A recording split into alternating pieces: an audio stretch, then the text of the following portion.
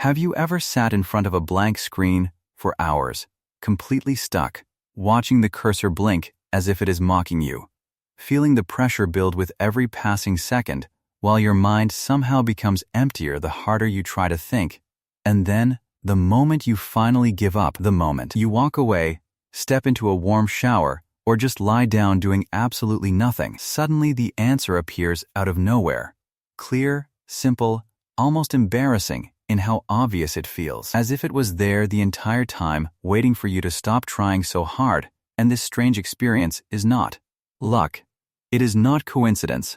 And it definitely does not mean you are lazy or unfocused. It is actually a powerful cognitive mechanism that most people completely misunderstand, because we have been trained to believe that more effort always leads to better results. That if something is not working, you should push harder, focus more, grind longer. But what if the exact opposite is true when it comes to creativity and problem solving? What if the reason you feel stuck is not because you are not trying hard enough, but because you are trying too hard in the wrong way? And this is where everything begins to shift. Because your brain does not operate as a single system, it constantly switches between different modes depending on what you are doing. And when you are intensely focused, staring at a screen, trying to force a solution, you are using what neuroscientists call the executive control network. This system is responsible for logical thinking, decision-making, and filtering out distractions. It is precise, efficient, and incredibly useful for structured tasks. But it comes with a hidden cost. It suppresses anything that seems irrelevant, random, or unconventional. And that is exactly the kind of thinking creativity depends on. Because real ideas are not built in straight lines, they emerge from unexpected connections, from mixing distant thoughts, from allowing strange and unrelated concepts to collide in ways that do not seem logical at first. But when you are stressed and hyper-focused, your brain becomes rigid, selective, almost defensive, like a strict gatekeeper that only allows familiar and safe thoughts to pass through. And the harder you push, the tighter that gate becomes.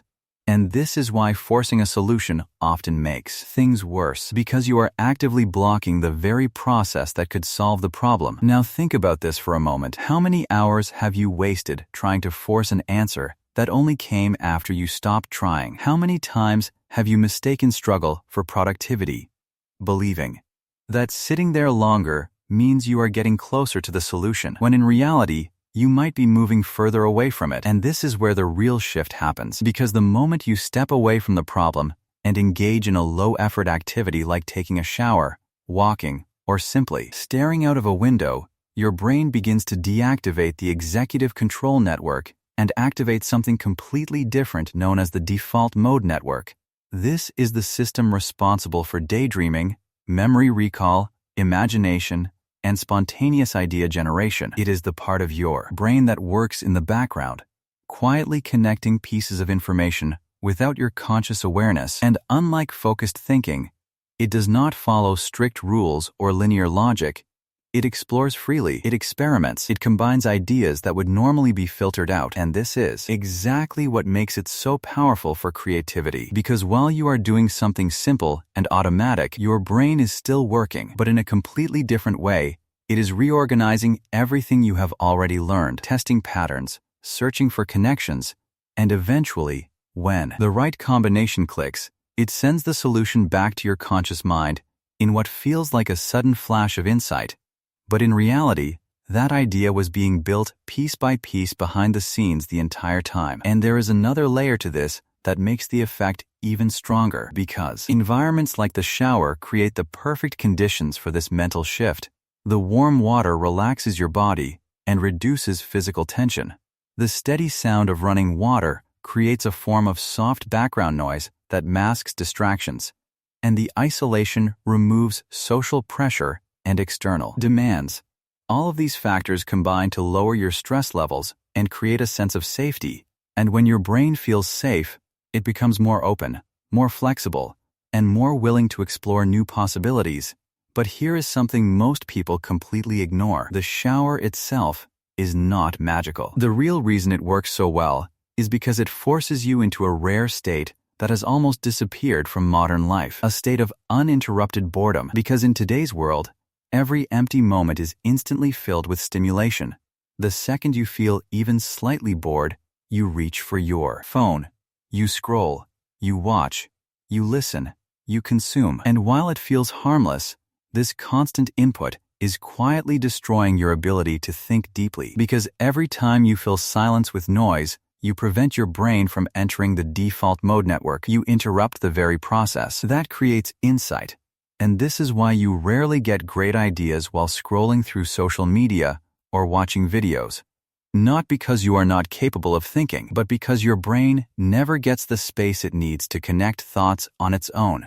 And this leads to a powerful and uncomfortable question. How many great ideas have you lost simply because you never allowed yourself to be bored long enough to discover them? How many solutions are sitting just below the surface of your awareness, waiting for a moment of silence that never comes? And this is where most people fail. They either do not spend enough time engaging deeply with a problem in the first place, or they never step away from it. They stay stuck in a loop of forced effort without ever giving their mind the chance to process in the background. But the truth is, creativity is not about constant effort. It is about rhythm. It is about knowing when to focus and when to release, when to engage and when to step back, because both phases are necessary. The focused phase loads your brain with information. It gives you the raw material, the data, the context, but the unfocused phase is where that material is transformed into something new. And without that second phase, the first one is incomplete. And once you understand this, you can start using it intentionally. Instead of waiting for random moments of inspiration, you can build a system where you work deeply on a problem for a set period of time. Then deliberately step away and do something low demand without distractions, not as a break from productivity, but as a critical part of it. Because your subconscious processing ability is far more powerful than you realize, it can analyze patterns, combine ideas, and generate solutions at a level that your conscious mind cannot match. But it can only do this when you stop interfering with it. And this is why some of the most creative and effective people structure their days around cycles of intense focus and intentional disconnection. They protect their idle time as carefully as their work time, because they understand that both are equally important. And here is the part that most people do not want to hear. Every time you reach for your phone during a quiet moment, every time you fill silence with unnecessary noise, you are not relaxing. You are interrupting your brain. In the middle of its most important work, you are cutting off ideas before they have the chance to fully form.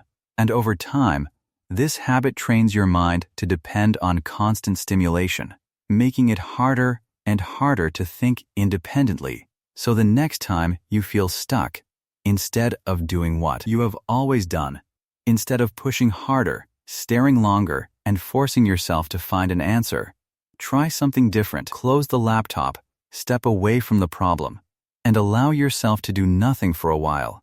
No phone, no music, no distractions, just space. Because the moment you stop trying to control every thought is often the moment your mind becomes free enough to do its best work. And in a world that constantly demands your attention, the ability to disconnect, even for a few minutes, is not a weakness. It is a competitive advantage, because your best ideas are not created under pressure. They are revealed when your mind is finally allowed to breathe. And once you truly understand this, you stop chasing creativity, and you start creating the conditions where it naturally appears, again and again, exactly when you need it most.